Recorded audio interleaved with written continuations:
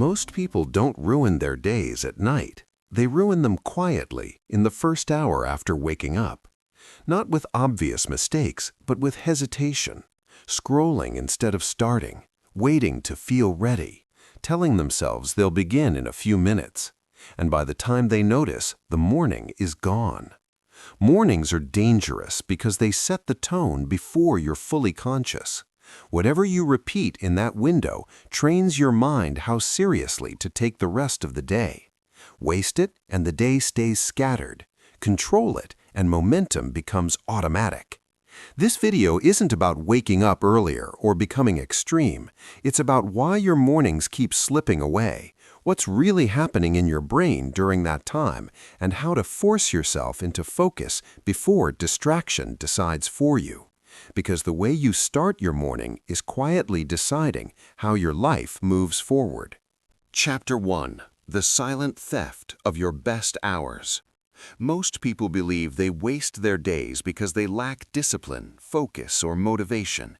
In reality, the damage is done much earlier.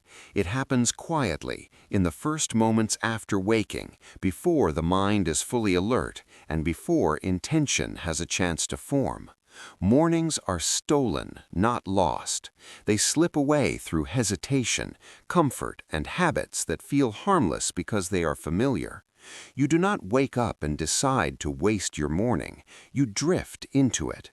That drift is what makes it dangerous. The first hour of the day operates differently from the rest. Your mind is open, suggestible, and unfinished. Whatever fills that space sets the tone your nervous system carries forward. When the morning begins without direction, the rest of the day inherits that disorder. Scrolling replaces starting. Waiting replaces acting.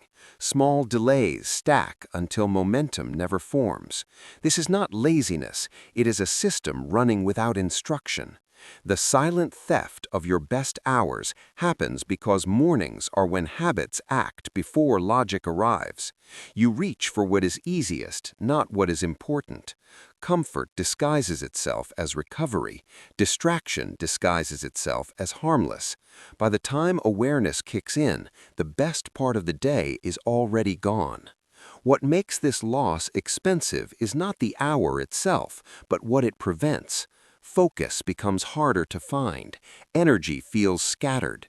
The rest of the day turns into recovery mode instead of progress mode. People spend hours trying to regain clarity they could have protected in minutes. Over time, this pattern compounds. Days feel rushed, weeks feel unproductive. Life begins to feel like it is always starting late. The tragedy is that mornings offer leverage most people never use. They are the only time when the world has not yet demanded anything from you. Once that window closes, you are reacting instead of leading. This chapter is not about blaming yourself for wasted mornings. It is about seeing the pattern clearly. You are not failing, you are unprotected. Until you understand how your mornings are being taken from you, effort later in the day will always feel heavier than it needs to be. Control the start, and the rest becomes easier. Ignore it, and you will keep trying to fix afternoons with energy you no longer have. Chapter 2. Why Mornings Decide the Rest of the Day. The first hour of your day does not just begin the morning, it programs the entire day that follows. Before you speak to anyone, before you open an app, before you think clearly, your nervous system is already choosing a mode: momentum or recovery, focus or drift, intention or reaction. Most people underestimate this window because nothing dramatic happens inside it. But this is exactly when the direction is set. Mornings decide the rest of the day because the brain is still forming its expectations. It is asking a simple question without words: is today a day we act or a day we avoid? Whatever answer you give through behavior becomes the default setting. When the morning starts slowly and without structure, the brain assumes the day requires caution. Energy stays low, attention scatters. Tasks feel heavier than they should. You are not tired because you slept poorly.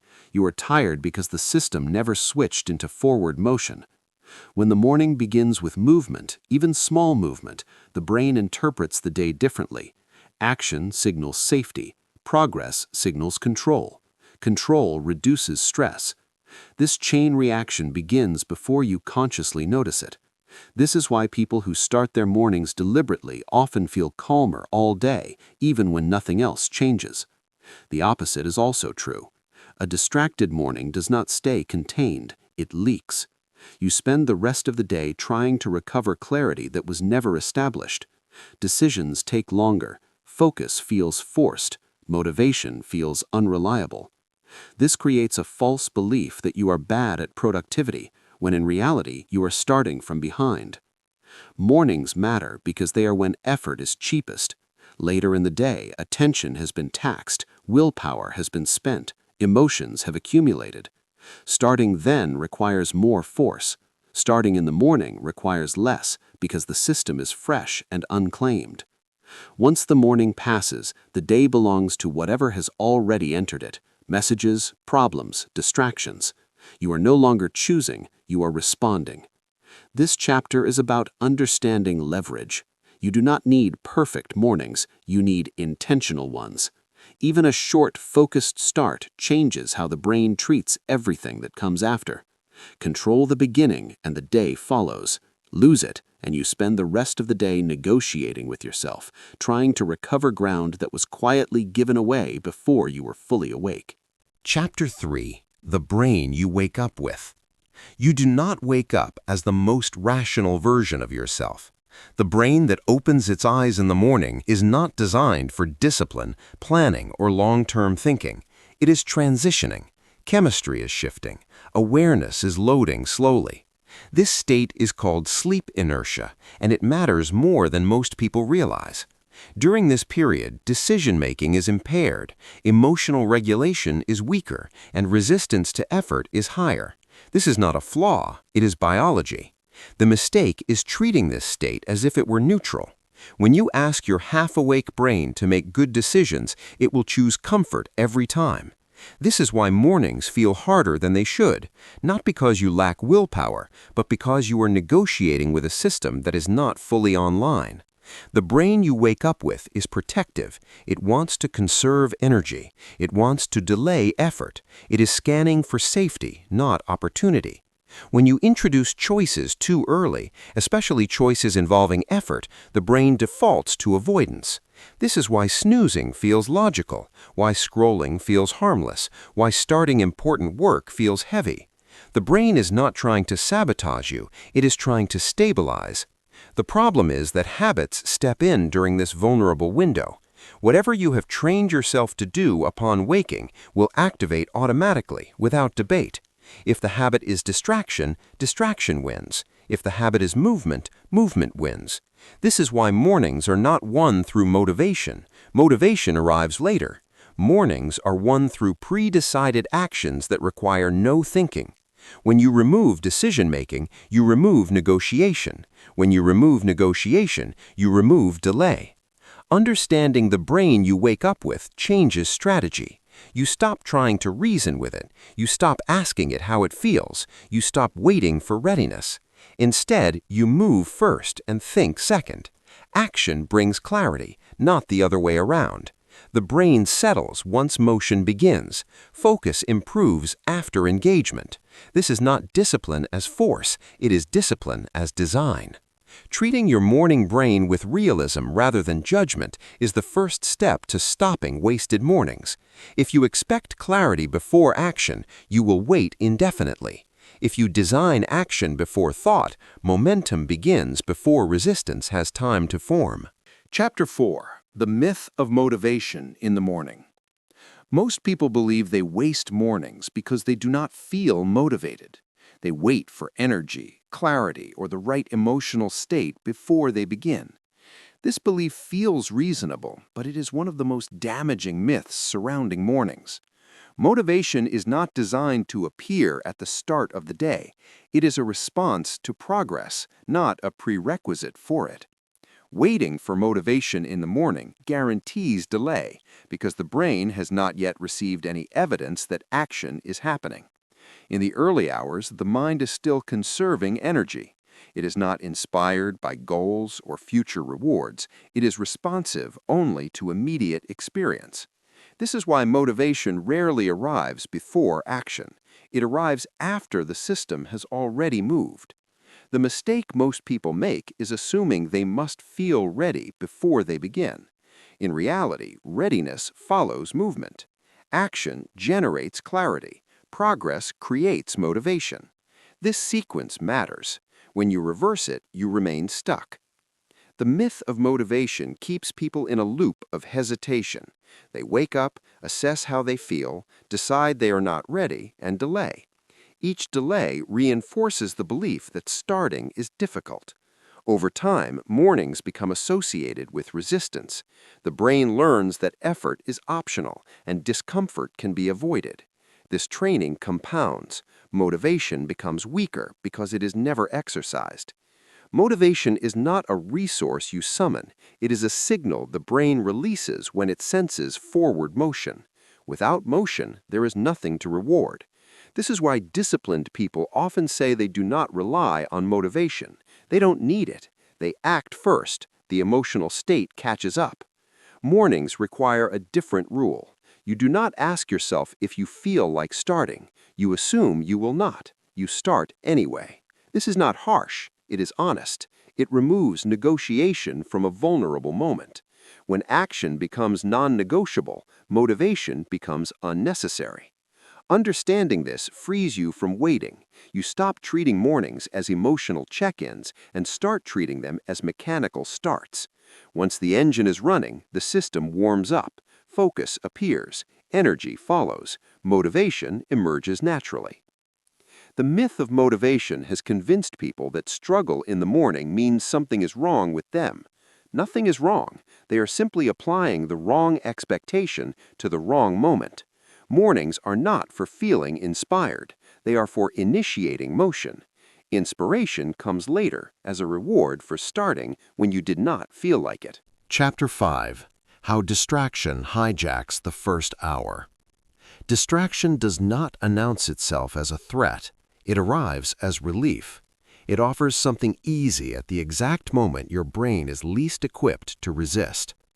The first hour of the day is when habits act faster than intention, and distraction knows this. Phones, notifications, news, and harmless scrolling are not competing with your discipline. They are exploiting timing. In the morning, attention is fragile. The brain is still calibrating. Whatever captures focus first often keeps it. This is why one small distraction can quietly steal the entire hour. It is not the minutes you lose, it is the direction you give away. When the first interaction of the day is reactive, the nervous system stays reactive. You begin the day responding instead of initiating. Distraction fragments attention before it ever has a chance to form. Once fragmented, focus is expensive to recover. This creates the illusion that you are unfocused by nature, when in reality your focus was never protected. Distraction also creates false urgency. Messages feel important, updates feel necessary, information feels productive. The brain confuses stimulation with progress. By the time awareness returns, the best cognitive window of the day has been consumed by input that demanded nothing from you. This trains the brain to expect passivity in the morning.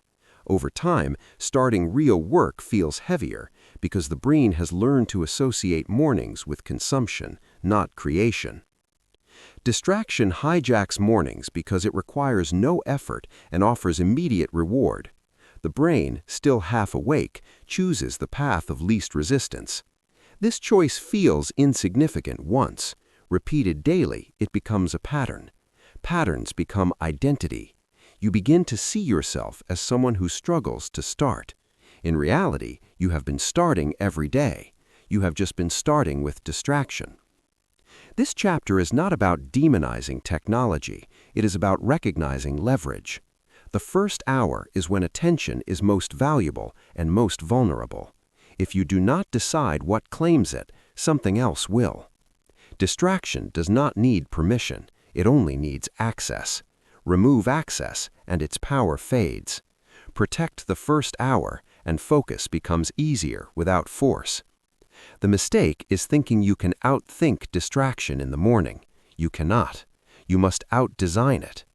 When the first action of the day requires intention rather than reaction, the system shifts. Focus becomes the default. Distraction loses its grip. The morning stops slipping away because there is nothing left for it to attach to. Chapter 6. The Comfort Trap at Daybreak. Comfort is most dangerous in the morning because it feels justified. You just woke up. You were still tired. You tell yourself you deserve a gentle start, a few extra minutes in bed, a slow transition, nothing demanding yet. This logic feels kind and reasonable, but it is precisely how mornings are quietly lost. Comfort at daybreak does not feel like avoidance, it feels like care. That is why it works so effectively. The brain, still half awake, interprets comfort as safety. When safety is prioritized too early, effort is delayed. When effort is delayed, momentum never forms. The morning becomes soft instead of structured. Soft mornings train the nervous system to remain passive. Once passivity is established, initiating effort later requires far more energy than it would have earlier. Comfort also creates a subtle illusion of rest.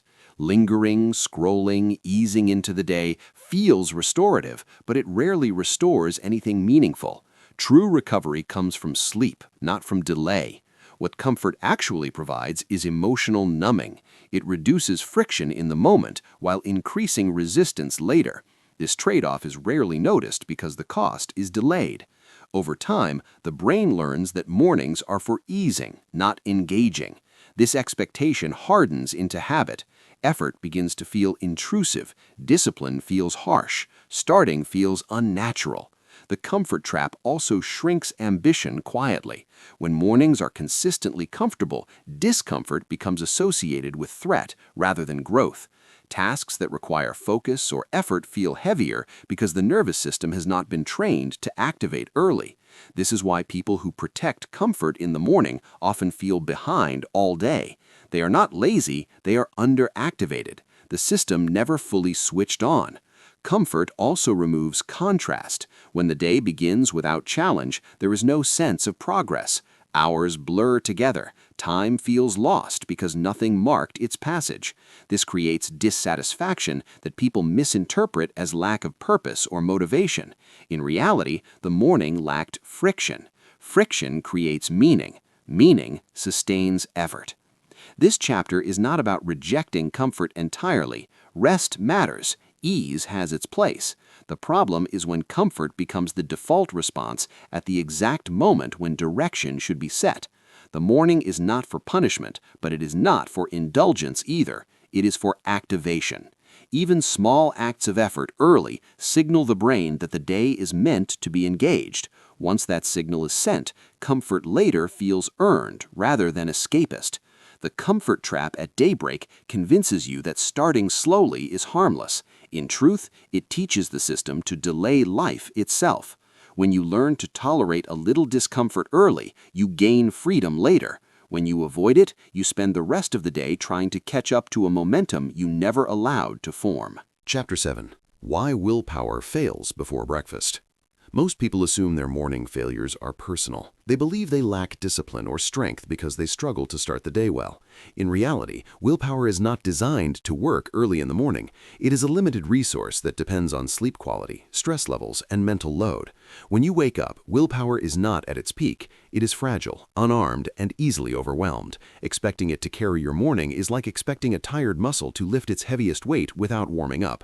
Biology does not reward that expectation. The brain wakes up focused on conservation. Energy is being rationed. Decisions feel heavier because decision-making itself consumes glucose and attention. Every choice you face in the morning drains willpower further. Should I get up now or later? Should I check my phone? Should I start working or wait? Each question weakens your ability to act. This is why mornings collapse through negotiation. Willpower is not failing you. You are exhausting it before it ever has a chance to help. The modern morning is filled with unnecessary decisions, alarms, notifications, options. Each one invites debate. Debate is expensive. The brain responds by choosing the easiest path. Comfort wins, distraction wins, delay wins. People then blame themselves for lacking discipline, unaware that they are fighting a losing battle against biology.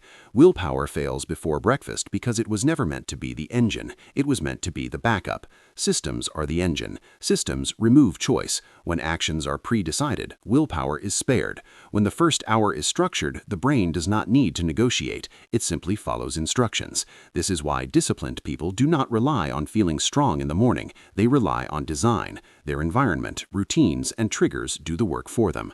Willpower is preserved for moments that actually require it. Another reason willpower collapses early is emotional vulnerability. The brain has not yet stabilized mood. Minor resistance feels amplified. Tasks feel heavier than they are. This distortion fades later, but by then, momentum has already been lost. Expecting willpower to overcome this distortion is unrealistic. The solution is not to strengthen willpower, it is to stop using it where it is weakest. Remove choice, reduce friction, automate the start. When mornings are built around systems instead of strength, consistency becomes possible without force.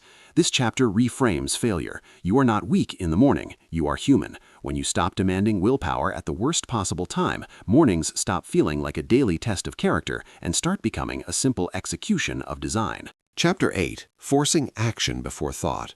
The biggest mistake people make in the morning is thinking first. Thought feels responsible. Thought feels mature. Thought feels like preparation. But in the first hour of the day, thought is often the enemy of action. The brain you wake up with is not designed to reason its way into productivity. It is designed to conserve energy and avoid discomfort. When you give it time to think, it will generate excuses faster than solutions. This is why mornings collapse quietly, not because people choose to waste them, but because they give their mind too much authority too early. Forcing action before thought is not about being reckless. It is about understanding sequence. In the morning, action must come first. Thought can follow. Movement stabilizes the nervous system. It signals safety. It tells the brain that effort is happening and there is no danger in it. Once movement begins, clarity improves naturally. Focus sharpens after engagement, not before it. People often wait to feel mentally ready before starting. That readiness rarely arrives because it depends on evidence of progress. Progress requires action. This creates a loop that can only be broken by starting without permission from your thoughts. Forcing action does not mean doing something extreme. It means choosing actions that require minimal thinking and immediate execution. Standing up, making the bed, stepping into light, drinking water, writing one sentence, opening the document. These actions bypass debate. They leave no room for negotiation. The brain follows the body. Once the body is in motion, resistance weakens. Thought becomes supportive instead of obstructive. This is why disciplined starters often appear calm. They are not battling their minds. They are moving before the battle begins. The phrase, force yourself, is often misunderstood. It does not mean punishment. It means removing the option to delay. Force is applied through structure, not aggression. You pre-decide what happens next and execute it before emotion has time to interfere. Over time, this approach retrains the brain. The morning stops being a negotiation and becomes a sequence. Sequences reduce anxiety because they eliminate uncertainty. When you know exactly what happens next, starting feels easier. This is why routines work, not because they are rigid, but because they reduce cognitive load. Forcing action before thought also builds trust. Each time you act without waiting to feel ready, you prove to yourself that readiness is not required.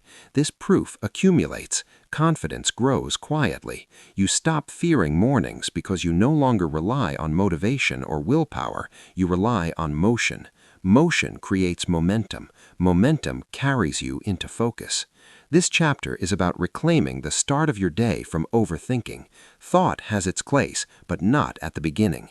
When you learn to move first and think second, mornings stop slipping away. They begin moving forward, whether you feel ready or not. Chapter 9. Designing a morning you can't escape. If your mornings depend on discipline, they will eventually fail. Discipline fluctuates. Mood fluctuates. Energy fluctuates. Design does not. The most reliable way to stop wasting mornings is to remove choice from them entirely. When behavior is optional, comfort negotiates. When behavior is designed into the environment, action happens before emotion has a vote. This is why environment matters more than intention in the first hour of the day. Your surroundings quietly decide what is easy, what is hard, and what is likely. If your phone is within reach, distraction is likely. If your bed invites lingering, delay is likely.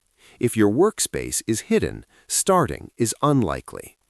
These outcomes are not personal weaknesses, they are predictable responses to design.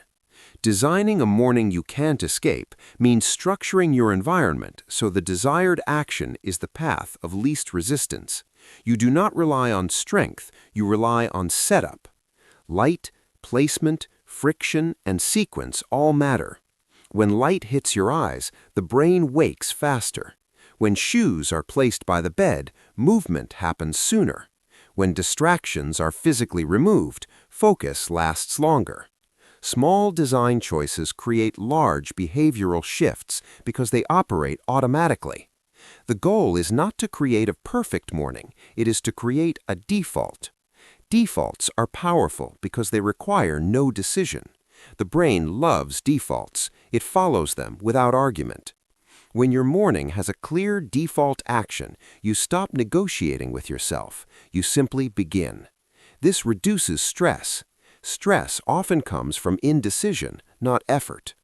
Designing an inescapable morning also means reducing exit points. Exit points are moments where you can opt out. The snooze button, the phone check, the unstructured time gap. Each exit point invites delay. Removing them closes the loop. When there is only one obvious next step, action happens naturally. This is not rigidity, it is clarity. Over time, this design retrains identity. You stop seeing yourself as someone who struggles to start and begin seeing yourself as someone who begins automatically. Identity follows behavior. The environment makes behavior consistent. Consistency makes identity stable. This is why people who master mornings often say it feels effortless. It is not effortless because they are stronger. It is effortless because the design is doing the work. Designing a morning you can't escape is an act of self-respect. You are acknowledging that your morning brain is vulnerable and protecting it from distraction and delay. You are not fighting yourself, you are guiding yourself. Once the design is in place, mornings stop feeling like a test. They become a sequence you move through without friction. And when starting becomes automatic, progress no longer depends on how you feel. It depends on a system that runs whether you feel ready or not. Chapter 10. The One Non-Negotiable Morning Action.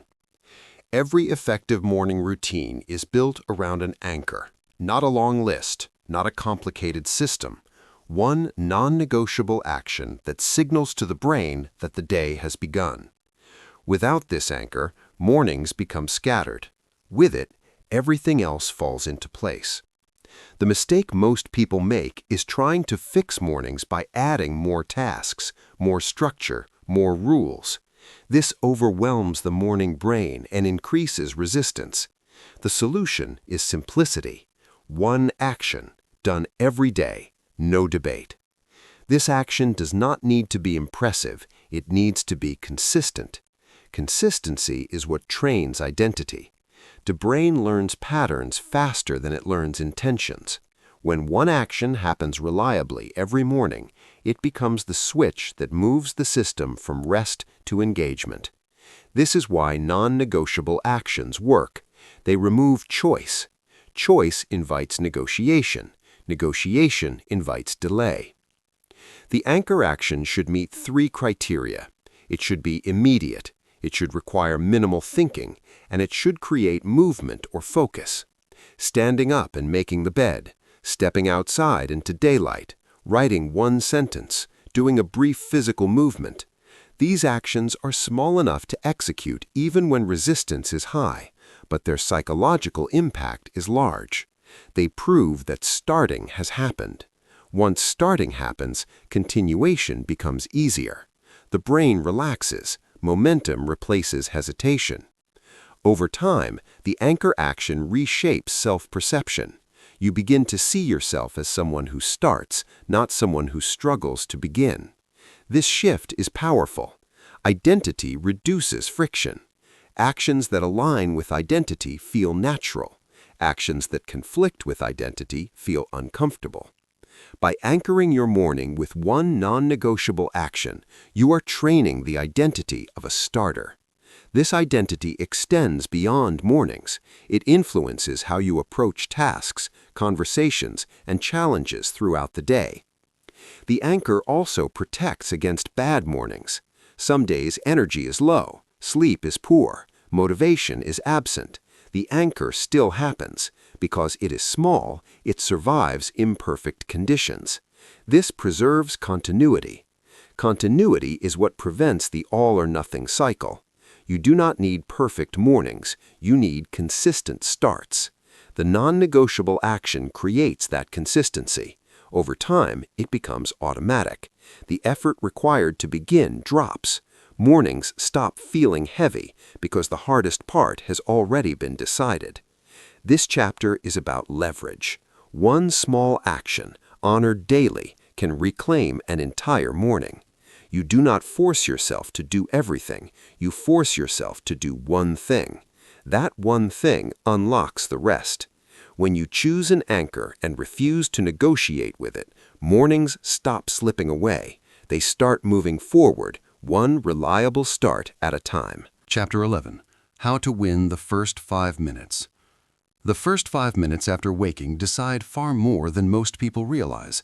They are the narrow doorway through which the entire morning must pass. Win those minutes, and the rest of the hour becomes easier. Lose them, and the day begins on defense. The reason these minutes matter is simple. Inertia is strongest at the start. Once you are still, staying still feels natural. Once you move, continuing to move feels easier. The first 5 minutes are not about productivity, they are about direction. Most people lose them without noticing. They hesitate, they linger, they allow their mind to wander before their body moves. That hesitation is enough to hand control to habit. Habit chooses comfort. Comfort delays action. The moment slips. Winning the first 5 minutes means acting before the mind starts negotiating. You do not think about the day. You do not evaluate how you feel. You execute a pre-decided sequence. Feet on the floor, stand up, light on, body moving. The exact actions matter less than the fact that they happen immediately. Speed matters more than quality in these moments. The goal is not to do something well. The goal is to do something now. Immediate action interrupts inertia. It sends a signal to the brain that the day has begun. This signal reduces resistance across everything that follows. People often overestimate how much effort is required to start and underestimate how much effort is required to recover from delay. Starting immediately costs little. Recovering later costs a lot. When the first 5 minutes are unstructured, the brain fills them with the easiest available behavior, checking a phone, lying still, drifting.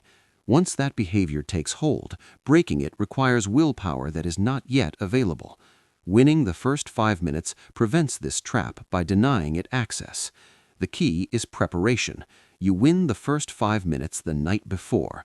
You decide what happens before you are awake enough to argue. Preparation removes choice. Choice is the enemy of consistency in the morning.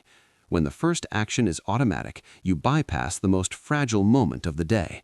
Over time, these 5-minute wins compound. Starting stops feeling dramatic. It feels normal. The morning brain learns that hesitation is not an option. This reduces anxiety.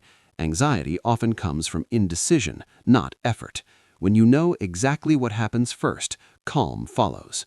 This chapter is not about doing more, it is about doing less, faster. One decisive start beats a perfect plan that never begins. Control the first 5 minutes, and you control the direction of the morning. Control enough mornings, and you quietly change how you live. Chapter 12. Eliminating Morning Negotiation. Every wasted morning begins with a conversation you should never have. It starts the moment you wake up and ask yourself what you feel like doing. That single question opens the door to delay. Negotiation is the hidden enemy of consistency. It feels harmless because it sounds reasonable. You weigh options, you consider comfort, you tell yourself you will start soon. In reality, negotiation is the process by which discipline is slowly talked out of existence. The morning brain is not interested in long-term outcomes. It is interested in minimizing effort right now. When you negotiate with it, it will always win. Eliminating morning negotiation means removing the question entirely. You do not ask what you feel like doing. You already decide it. The action happens whether you feel ready or not. This shift changes everything. The moment negotiation is removed, resistance loses its power. Resistance thrives on debate. Without debate, it has nothing to attach to. This is why pre-decided mornings work. You wake up into execution, not deliberation. Execution stabilizes the nervous system. It replaces uncertainty with motion. Motion brings clarity. Clarity reduces stress. Most people think they need stronger discipline. What they actually need is fewer decisions. Decisions create friction. Friction drains energy. When mornings are filled with small choices, energy is consumed before progress begins. Eliminating negotiation preserves energy for what matters later. This does not mean becoming rigid. It means becoming intentional. You decide once and follow through many times. The brain respects consistency. Over time, it stops resisting actions that are no longer optional. They become part of the morning identity. You no longer feel like you are forcing yourself. You are simply doing what you do. This is how discipline becomes effortless, not through motivation, but through repetition without debate. Morning negotiation also creates emotional fatigue. Each internal argument costs focus. By the time you finally start, you feel drained. When negotiation is removed, starting feels lighter because there was no emotional struggle beforehand. The action itself may still require effort, but the mental load is gone. This distinction matters. Effort is manageable. Emotional friction is exhausting. Eliminating negotiation trains self-trust. Each time you follow through without questioning, you prove to yourself that you can be relied on. This proof accumulates. Confidence grows quietly. You stop doubting your ability to start. Doubt disappears because there is no evidence to support it anymore. This chapter is about reclaiming authority over your mornings. Authority does not come from force, it comes from clarity. When the first hour is no longer a discussion, it becomes a sequence. Sequences create momentum. Momentum carries you forward even on difficult days. The mornings you stop negotiating with yourself are the mornings you begin to win back your time. And when time is no longer wasted arguing with comfort, progress stops feeling like a battle and starts feeling like a habit you simply follow. Chapter 13. Training your nervous system for focus. Focus is not a switch you flip. It is a state your nervous system enters when it feels safe, stable, and oriented. Most people try to force focus through pressure and urgency, especially in the morning, and then wonder why their attention collapses. The nervous system does not respond well to force. It responds to signals. When those signals communicate chaos, distraction, or threat, focus shuts down. Training your nervous system for focus means learning how to send the right signals early before the day overwhelms it. The morning is when the nervous system is most sensitive. Heart rate, breathing, posture, and sensory input all shape how alert and calm you feel. If the morning begins with rush and stimulation, the nervous system stays reactive. If it begins with grounding and movement, it stabilizes. Stability is the foundation of focus. This is why frantic mornings feel scattered, even when nothing is technically wrong. the system never regulated. One of the simplest ways to train focus is through controlled movement. Gentle physical activity early in the day signals safety and readiness. It tells the body that energy is available and there is no need to remain guarded. This does not require intense exercise. It requires consistency. Movement anchors attention in the body, pulling it away from racing thoughts. Breathing also plays a critical role. Shallow, rushed breathing tells the nervous system to stay alert for danger. Slower, deeper breathing signals control. When breath is steady, attention steadies with it. Posture matters as well. Slouched posture communicates fatigue and withdrawal. Upright posture communicates engagement. These signals may seem subtle, but the nervous system responds to them immediately. Training focus is not about suppressing distraction. It is about creating conditions where distraction loses its grip. When the nervous system feels regulated, focus emerges naturally. This is why people often feel clear after a walk or stretch. The body was given the signal it needed. Another key element is reducing sensory overload early. Bright screens, loud inputs, and constant information flood the nervous system before it has stabilized. This keeps attention fragmented. Protecting the morning from excessive stimulation allows focus to consolidate. Once consolidated, it is easier to maintain. Over time, these practices train the nervous system to associate mornings with calm activation rather than stress. This association becomes automatic.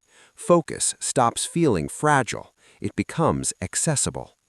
Training your nervous system for focus is not about discipline. It is about respect. When you work with the body instead of against it, attention becomes an ally rather than a battle. This chapter reframes focus as a physiological skill, not a moral one. When you send the right signals consistently, the nervous system adapts, and when it adapts, focus follows, quietly and reliably, without force. Chapter 14. Why Planning at Night Saves the Morning. Most morning failures actually begin the night before, not because of poor sleep alone, but because of unresolved decisions left hanging. When you go to bed without clarity, the brain carries unfinished business into the morning. This creates friction before the day even starts. Planning at night is not about control. It is about relief. It removes uncertainty from the most vulnerable part of the day. The morning brain does not want to decide. It wants instructions. When instructions are missing, hesitation fills the gap. Planning at night saves the morning because it shifts decision-making to a time when clarity is higher and resistance is lower. In the evening, the brain is reflective. It can evaluate priorities without urgency. You can decide what matters calmly. Those decisions become anchors the next day. When you wake up knowing exactly what comes first, momentum begins immediately. There is no debate, no scanning, no searching for direction. This is why people who plan at night often describe their mornings as smoother, even when nothing else changes. The nervous system senses certainty. Certainty reduces stress. Planning also reduces cognitive load. Unplanned mornings require constant micro-decisions. Each decision drains energy. Planned mornings require execution. Execution costs less. This difference compounds quickly. People who plan at night start the day with more mental bandwidth because they did not waste it negotiating. Another overlooked benefit of nighttime planning is psychological closure. When you review the day and decide what comes next, the brain relaxes. It stops rehearsing. Sleep improves because the mind is not scanning for unfinished tasks. Better sleep leads to better mornings, creating a reinforcing loop. Planning at night does not need to be detailed. Complexity creates resistance. One or two clear priorities are enough. The goal is not to control the entire day. It is to protect the beginning. Once the beginning is secure, the rest follows more easily. Planning also trains responsibility. Each night you decide what matters tomorrow. Each morning you follow through. This builds trust with yourself. Trust reduces friction. Over time, starting becomes automatic because the system expects alignment. Many people avoid planning at night because it feels restrictive. In reality, it creates freedom. When you wake up already knowing what matters, you are less vulnerable to distraction. You are less reactive. The day belongs to you earlier. Planning at night is delayed discipline. You apply effort once so you do not have to apply it repeatedly. This is why it works so well.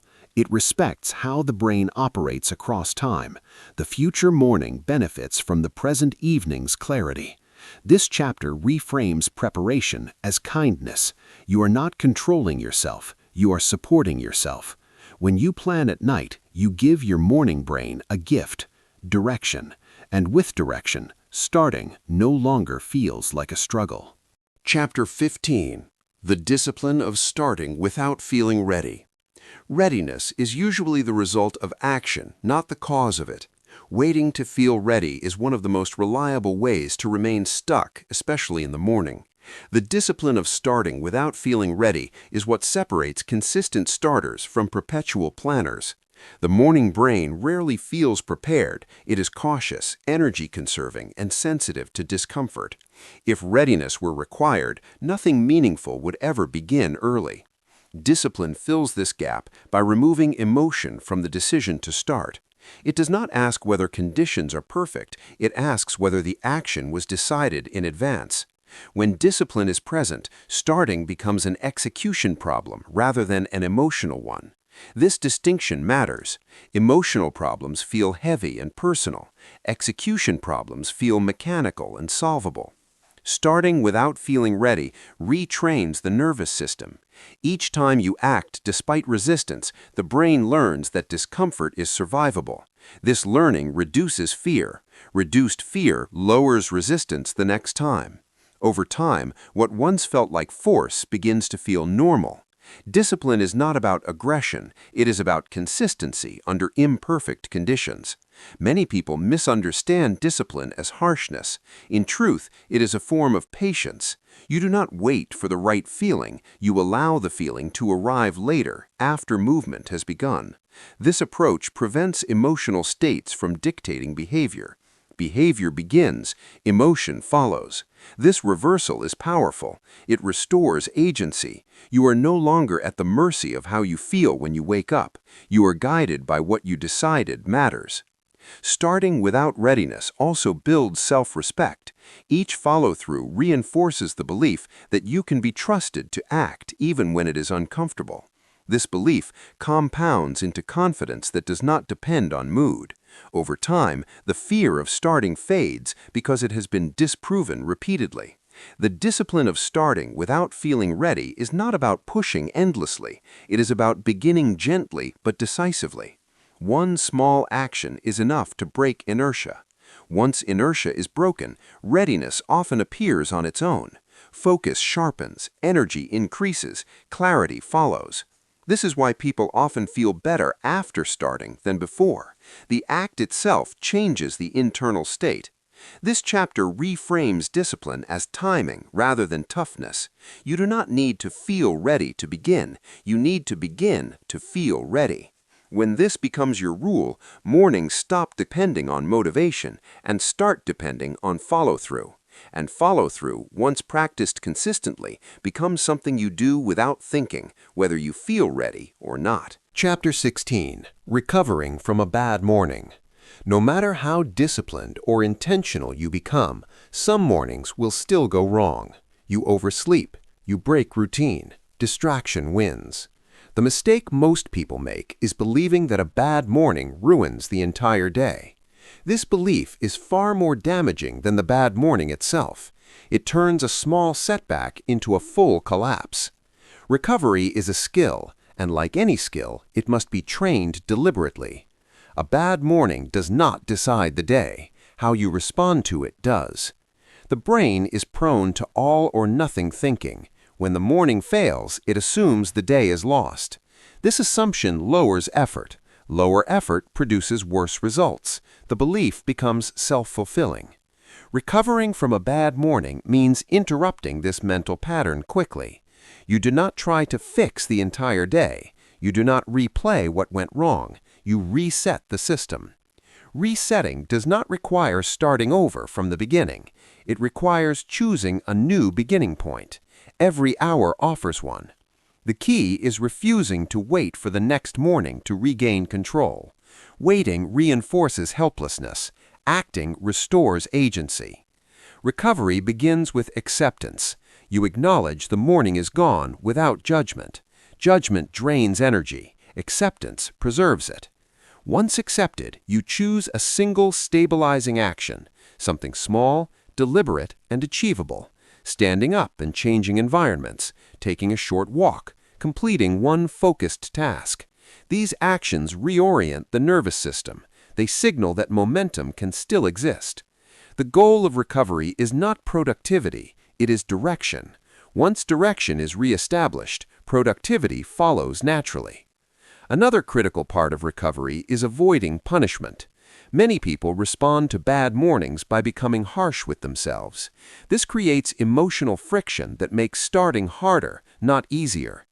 Discipline is not self-attack, it is self-guidance. When you treat recovery as a skill rather than a failure, you remain engaged. The ability to recover quickly is what separates consistent people from inconsistent ones. Consistency does not mean perfect starts, it means fast resets. Over time, this skill compounds. You stop fearing bad mornings because you trust your ability to correct course. This trust reduces anxiety. Reduced anxiety improves performance. The system stabilizes. A bad morning becomes an inconvenience, not a verdict. Recovery also protects identity. Instead of seeing yourself as someone who failed today, you see yourself as someone who adjusted. This identity matters. Identity shapes future behavior. When you believe you can recover, you do. This chapter reframes setbacks as information. They show where design needs improvement. They show which habits need reinforcement. They are feedback, not condemnation. The day is not a single event. It is a sequence of opportunities.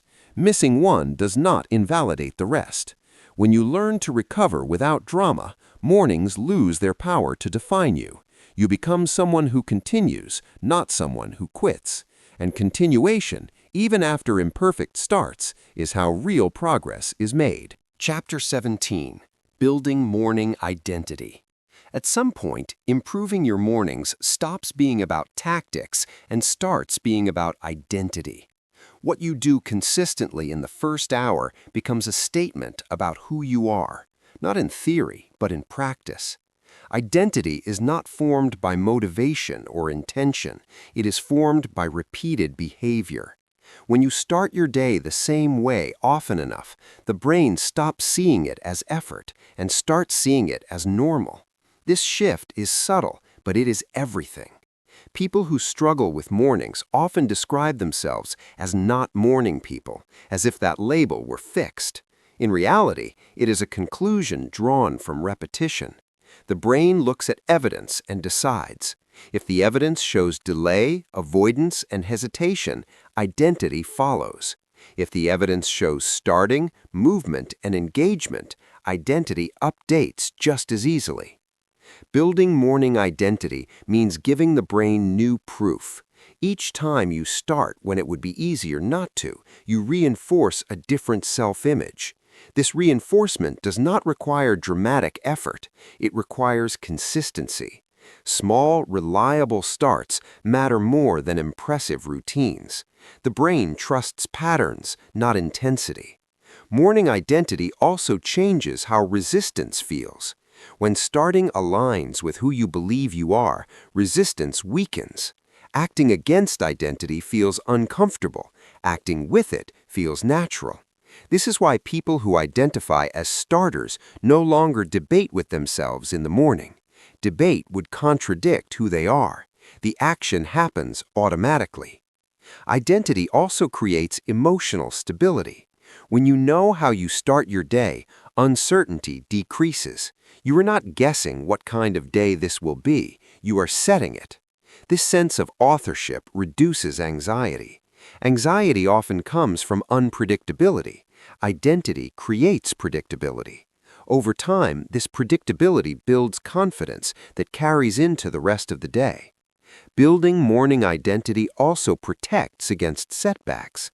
When you miss a morning, it does not redefine you. It is an exception, not evidence. The identity remains intact because it is supported by many repetitions. This resilience prevents spirals. You recover faster because your self-image is stable. The goal is not to become rigid, it is to become reliable. Reliability is what the brain respects most. When your mornings are reliable, your confidence stops depending on circumstances. It depends on who you know yourself to be. This chapter is about the long view. You are not fixing mornings for productivity alone. You are shaping how you see yourself. Each morning you start with intention is a vote for the identity of someone who begins. Over time, that identity becomes undeniable. And when starting is who you are, wasting mornings no longer fits. Chapter 18. When mornings finally stop feeling hard. There comes a point when mornings no longer feel like a battle, not because life becomes easier, but because the system has changed. What once required effort now requires execution. This shift does not happen suddenly. It happens quietly after enough repetitions have rewired expectation. The brain stops resisting what it has learned to expect. This is when mornings finally stop feeling hard. Most people assume ease comes from motivation or energy. In reality, ease comes from familiarity. When the brain knows what happens next, it relaxes. Uncertainty is what creates friction. Once uncertainty is removed through repetition, starting feels lighter. The morning sequence no longer feels like a decision. It feels like a routine you simply step into. This is why discipline eventually feels effortless, not because effort disappears, but because resistance does. The nervous system adapts to what you consistently ask of it. Early discomfort trains tolerance. Tolerance becomes capacity. Capacity becomes confidence. Confidence reduces fear. Fear is what made mornings feel heavy in the first place.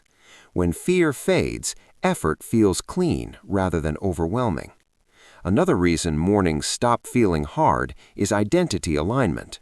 You are no longer trying to become someone who starts. You already are that person. Acting in alignment with identity feels natural. Acting against it feels strange. This reversal is powerful. The internal debate disappears because there is nothing to debate. You do not question whether you will begin. You know you will. This certainty saves enormous mental energy. That energy carries into the rest of the day. Focus improves. Stress decreases. You feel ahead instead of behind. Mornings stop draining you and start fueling you. It is important to understand that ease does not mean perfection. Some mornings are still slower. Some are imperfect. The difference is that imperfection no longer threatens consistency. You recover automatically. You adjust without drama. This resilience is a sign that the system is working. When mornings stop feeling hard, it is not because you became exceptional. It is because you became consistent. Consistency trains the brain to cooperate. This cooperation is what most people mistake for motivation. It is not excitement, it is alignment. This chapter is a reminder that effort is front-loaded. The beginning is the hardest part. Those who quit early never experience the payoff. Those who persist long enough cross a threshold where discipline feels lighter and starting feels obvious. When you reach this point, mornings no longer demand willpower. They simply happen. And when mornings happen automatically, progress becomes reliable rather than heroic. Chapter 19. How Controlled Mornings Change Your Life. When mornings are finally under control, the impact extends far beyond the first hour. The change ripples outward quietly, reshaping how you experience your entire life. Controlled mornings do not make you superhuman, they make you consistent, and consistency is what most people are missing. When the day begins with intention, the nervous system enters a different mode. You are not scrambling to catch up. You are moving forward from the start. This sense of being ahead reduces stress throughout the day. Decisions feel clearer. Focus feels more accessible. Problems feel manageable rather than overwhelming. Controlled mornings create momentum that lasts because momentum is emotional before it is practical. Starting well changes how you feel about yourself. You trust yourself more. That trust influences every choice that follows. You hesitate less. You commit more easily. You follow through without second-guessing. Over time, this compounds into confidence that does not depend on circumstances. Confidence built this way is stable because it is rooted in behavior, not mood. Another way controlled mornings change your life is by protecting your priorities. When the day begins on your terms, you are less reactive to external demands. You respond instead of react. This changes how others interact with you. Boundaries become clearer. Urgency loses its grip. You stop living at the mercy of other people's schedules. This autonomy is subtle but powerful. It restores a sense of ownership over your time. Controlled mornings also improve energy management. When effort is front-loaded, the rest of the day feels lighter. You are not constantly trying to initiate. Initiation is the most expensive phase of effort. Once it is done early, continuation requires less energy.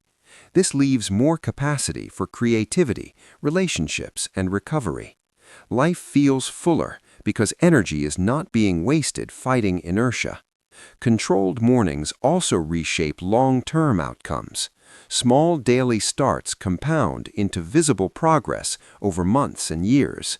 Goals that once felt distant begin to feel inevitable, not because you push harder, but because you show up consistently. This consistency reduces anxiety about the future. You trust the process you are living inside. Trust creates calm. Calm improves decision-making. Decision-making shapes direction. This chapter is about perspective. Waking up with control does not just change your schedule, it changes how you see yourself and your future. You stop feeling behind. You stop feeling rushed. You stop feeling like life is happening without your consent. Controlled mornings quietly teach you that change does not require extremes. It requires alignment. When you start your day deliberately, you reinforce the belief that you can shape your life 1 hour at a time. Over time, that belief becomes reality, and life begins to move in the direction you have been practicing every morning. Chapter 20. Becoming Someone Who Starts. This was never really about mornings. Mornings were simply the most honest place to see the pattern. They reveal who you are before the world has influenced you, before expectations arrive, before distraction competes for attention. How you begin is how you lead yourself, and over time, how you lead yourself becomes who you are. Becoming someone who starts is not a personality trait. It is a practiced identity. It is built through small acts of follow-through, repeated until hesitation no longer feels natural. Most people think they need to feel confident before they begin. In reality, confidence is the byproduct of beginning without it. Each start sends a message to the brain. I act even when it is uncomfortable. I move even when it would be easier not to. These messages accumulate. Eventually, they form a self-image that does not require motivation. Starting becomes normal. Delay becomes foreign. This is the quiet transformation most people never experience because they stop too early. Becoming someone who starts also changes how you approach life beyond mornings. You stop waiting for perfect conditions. You stop overthinking. You stop negotiating with discomfort. You begin when there is enough clarity, not when there is certainty. This mindset shifts how you handle challenges. Problems feel solvable because you trust your ability to engage. Fear loses power because it no longer dictates action. You do not eliminate resistance, you move through it. This ability is rare, not because it is difficult, but because it requires patience.